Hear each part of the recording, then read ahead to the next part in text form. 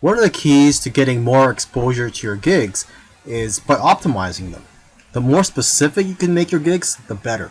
Make sure to include relevant keywords in your profile, title, and tags. You can also check your competitors' gigs to get ideas. Now, as for your cover photo, the picture that's displayed on your gig, you got to look at it as a thumbnail that's used on YouTube videos. I'm sure if you've ever been on YouTube, you've seen thumbnails on there that just makes you want to click.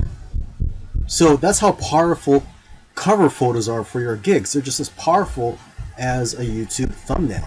It'll have a major influence on whether or not people will click on your gig. Your cover photo could showcase your expertise. You could also, again, take a look at the top sellers' cover photos so you can get ideas. Now, one thing you want to consider, instead of just including a cover photo, is to add a video. Gigs with videos actually rank better than gigs without videos. And adding a video presentation will also persuade people better than a photo.